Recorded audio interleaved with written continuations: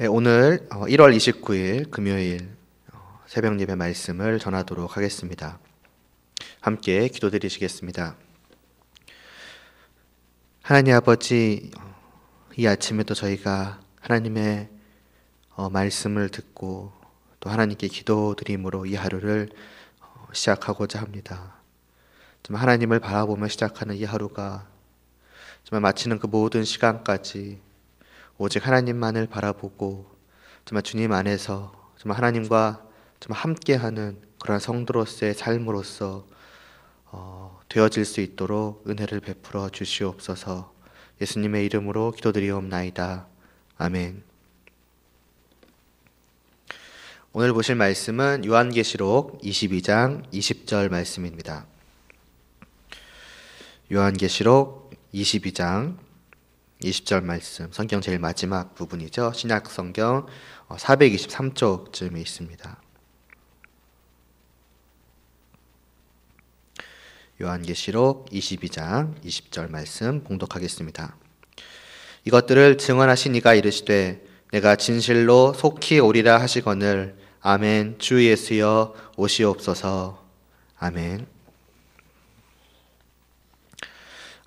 지난 시간까지 저희는 그 예수님의 비하와 그리고 승천에 대해서 말씀을 보아왔습니다.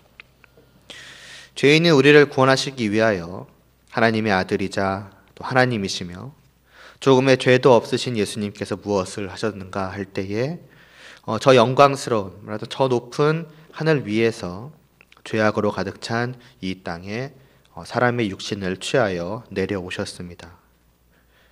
가장 높은 곳에 계셨던 그분께서 가장 낮고 그 가운데서 또 가장 낮은 그 자리로까지 내려오신 것이며, 그리고 마침내는 더 낮은 자리로까지 내려가셨지요. 모든 고난을 다 받으시고 또 십자가 위에서 죽기까지 하신 것입니다.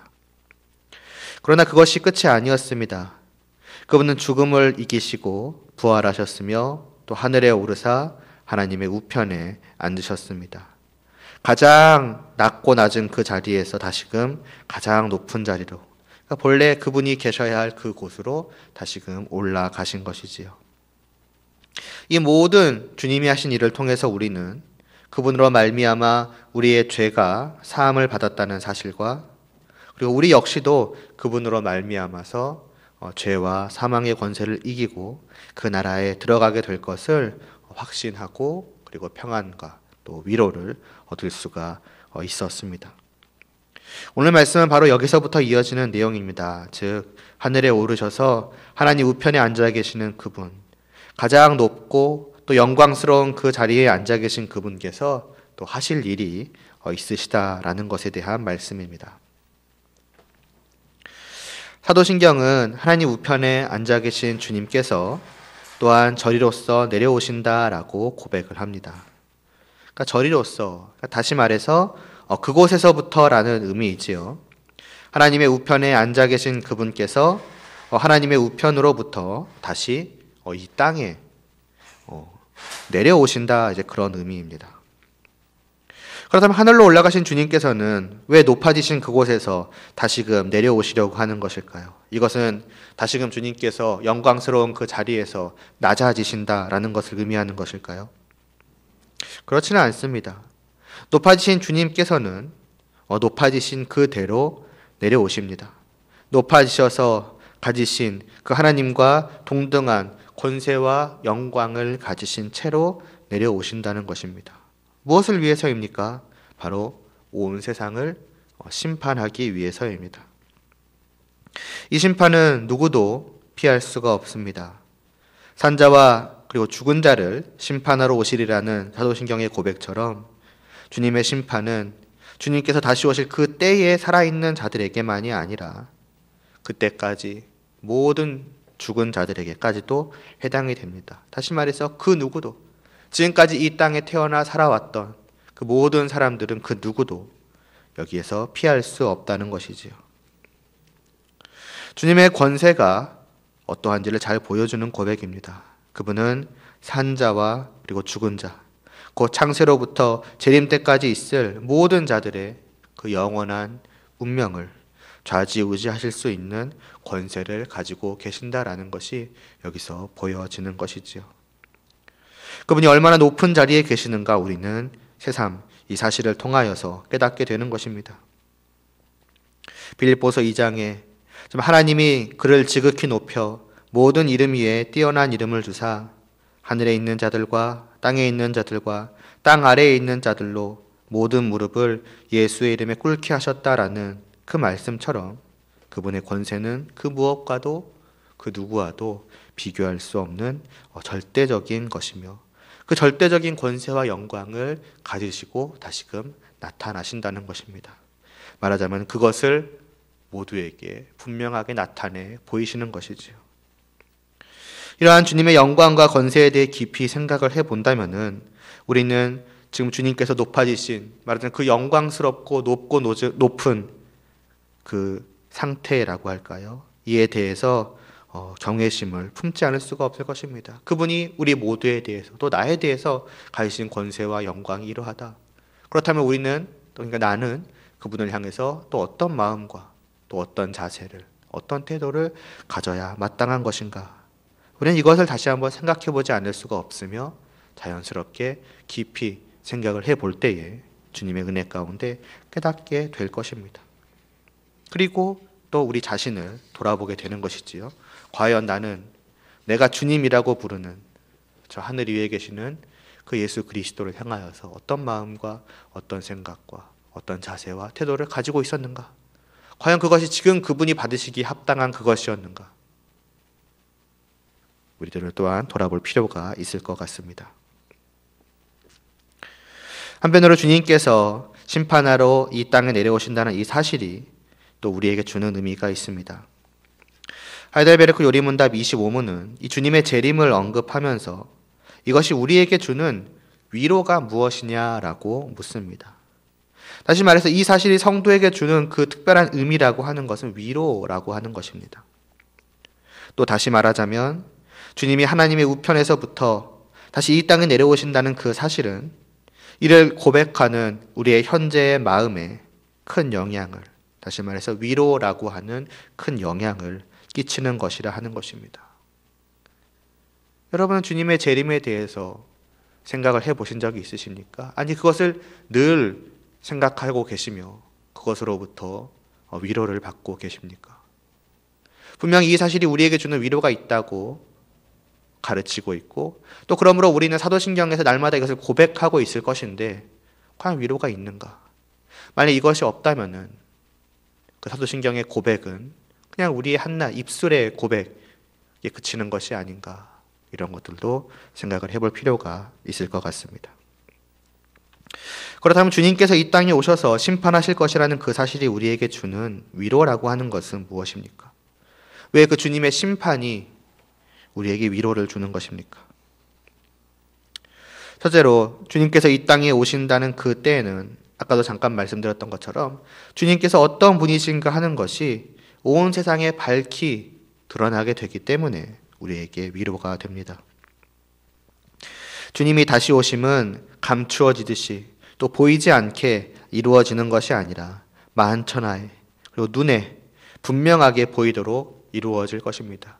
또 이것은 그 신약 처음의 때와 달라서 주님께서 낮아지신 정말 낮고 낮은 그 자리에 오셔서 모든 사람이 볼 때 정말 하찮게 아무것도 아닌 사람으로 한낱 목수의 아들 그 정도로 생각하게 되는 그와 같이 나타나시는 것이 아니라 다시 말씀드리지만 한없이 영광스러운 그 모습 그대로 오셔서 모두에게 보이실 것입니다. 이것은 우리가 믿는 주님께서 얼마나 영광과 권세가 크신 분이신가 하는 것을 우리가 그리고 우리만이 아니라 모든 사람들이 직접 눈으로 보고 느끼게 될 것이라는 뜻입니다.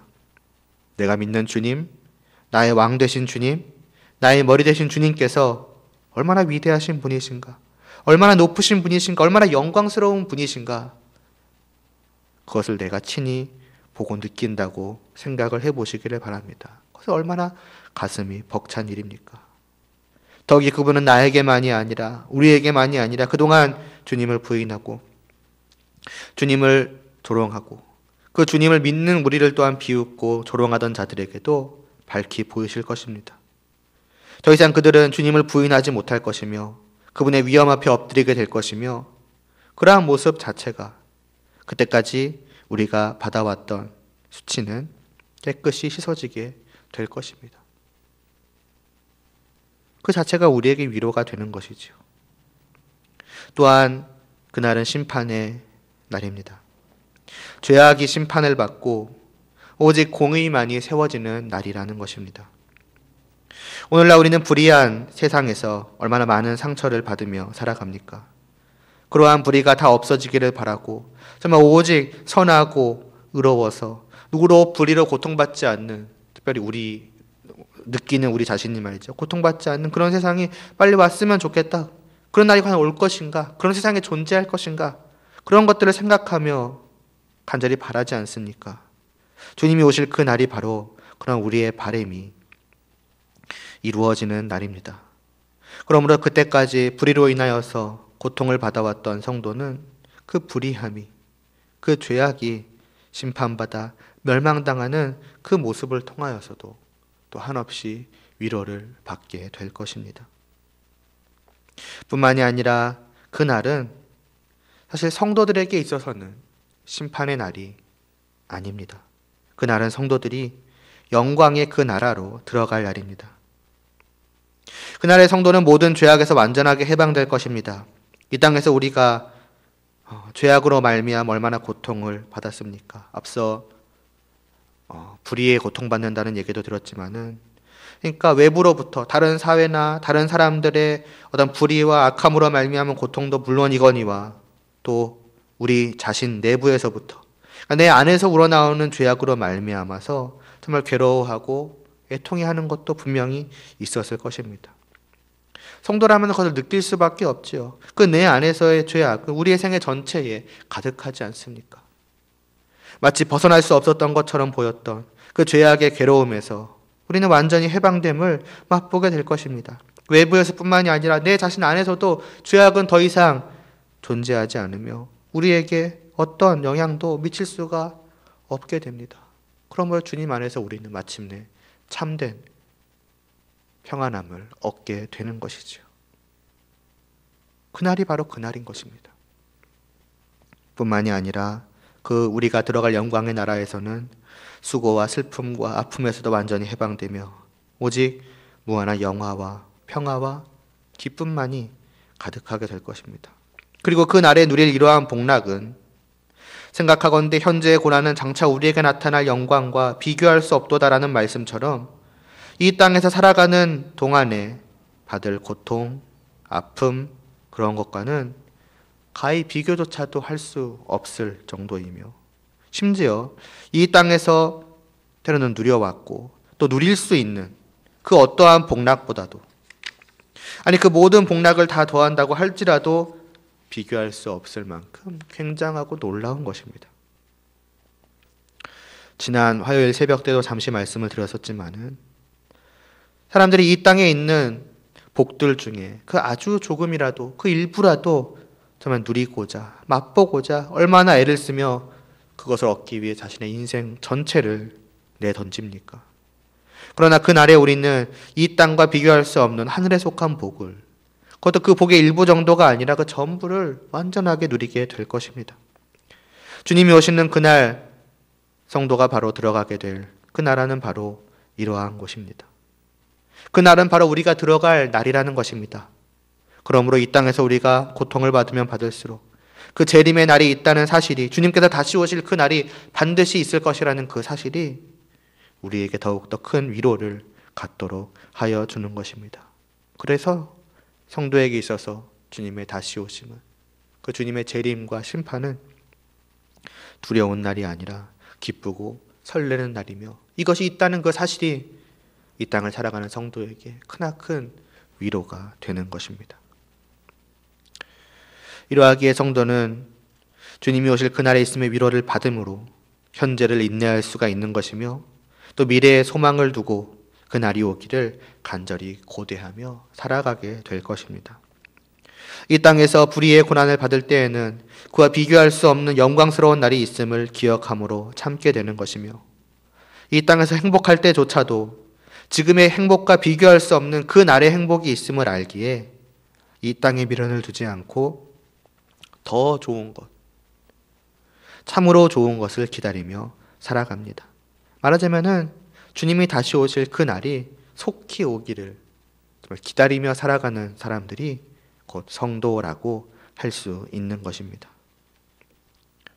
그러므로 하이델베르크 요리 문답은 이와 같은 사실을 정리하여 우리에게 이렇게 가르칩니다. 산 자와 죽은 자를 심판하기 위한 그리스도의 재림은 우리에게 어떤 위로를 줍니까? 할 때에 박해와 고통 가운데 처해 있을 때에도 나는 하늘을 보며 내 대신 하나님의 심판대 앞에 서심으로써 나에게 미칠 모든 저주를 없애주신 심판의 주를 확신 있게 기다립니다. 그리스도께서는 모든 원수들에게 영원한 형벌을 내리실 것입니다. 그러나 나를 비롯한 모든 선민들은 하늘의 기쁨과 영광으로 인도하실 것입니다. 이것이 바로 주님이 다시 오심이 나에게 주는 위로입니다. 라고 가르칩니다. 오늘 우리가 읽은 말씀 또한 이와 같은 성도의 마음가짐을 간결하게 잘 보여주고 있는 것이지요. 이것들을 증언하시니까 이르시되 내가 진실로 속히 오리라 하시거늘 이라고 주님께서 말씀을 하시고, 이 주님의 말씀을 믿고 주님이 오실 날이 있음을 확신하는 성도는 다음과 같이 반응하는 것입니다. 아멘. 주여 예수여 오시옵소서 라고요. 속히 오신다는 그분의 말씀에 반응하는 것입니다. 어서 와 주시옵소서, 어서 나를 그 나라에 데려가 주시옵소서 하는 것입니다. 우리의 위로는 바로 여기에 있고 우리의 소망도 바로 여기에 있습니다. 산 자와 죽은 자를 심판하실 예수 그리스도께서 지금도 하나님의 우편에서 만물을 다스리고 계시며 장차 그 영광과 권세를 밝히 보이시며 재림하신다는 그 날이 있음을 고백하는 우리 모두에게 오늘 하루도 이 사실을 믿음으로 말미암은 풍성한 위로와 또 그 밝은 미래를 향한 흔들림 없는 소망이 있기를 간절히 소원합니다. 혹시 주님의 그 다시 오심에 대한 기대가 없으십니까? 아직은 안 오셨으면 좋겠다라고 생각을 하십니까? 도대체 이 땅에서 어떠한 복된 것을 누리고 있기 때문에 그러시는지요? 이 땅에 도대체 어떠한 미련이 있기에 그러시는 것입니까? 물론 그렇다고 이 땅에서 마치 자포자기하는 것처럼 대충대충 살라는 그러한 말씀은 아닙니다. 이 땅에서 성도로서 하나님의 백성으로서 하나님께서 나를 이 땅에 보내신 뜻이 무엇인지를 알고 그 하나님의 성도로서 최선을 다하여 살아가는 것은 당연합니다. 그러나 그렇다고 천년만년 이 땅에서 살 것 마냥 또 하늘에 있는 그 복보다 이 땅에 있는 복이 더 좋은 것 마냥 살아가는 것은 이상하지 않겠느냐는 것입니다. 정말 우리가 주님을 알고 그분의 나라의 복되고 영광스러움을 안다면 이 땅에서 하나님의 백성으로 살아가면서 그러나 동시에 그분의 오심이 속히 이루어지기를 언제든지 빨리 오셔주시기를 소망하는 그러한 마음으로 살아가게 되지 않겠습니까? 기도드리시겠습니다. 하나님 아버지, 정말 높고 높아지신 주님께서는 또한 다시 이 땅에 내려오셔서 주님의 그 높으시고 영광스러운 모습을 만천하에 분명하게 드러내 보여주실 것이며 그 권세로서 또한 이 세상을 심판하실 것입니다. 그럼에도 이것이 우리에게 정말 무엇과도 비교할 수 없는 큰 위로가 되는 것은 바로 그 날이 우리의 모든 고통과 괴로움이 씻겨져 가고 모든 죄악으로부터 해방이 되며 오직 영광스러운 그 나라에 들어가 하나님과 함께하는 그 복됨을 온전하게 누릴 수 있는 바로 그 날이기 때문입니다. 이 땅에 그 무엇이 그 하나님의 나라에서의 삶과 비교할 수가 있겠습니까? 이 땅에 그 어떤 복이 하나님의 나라의 복을 감히 비교조차 할 수 있겠습니까? 부디 오늘 이 말씀을 통해서 다시 한번 우리가 하늘에 소망을 두게 하여 주시고 오직 그곳에 소망을 두게 하여 주시옵시고 주님께서 속히 오신다는 그 말씀을 믿고 또한 간절히 바라며 기대하며 정말 기다리는 마음으로 이 땅을 살아가는 저희들 되게 하여 주시옵소서. 예수님의 이름으로 기도드리옵나이다. 아멘.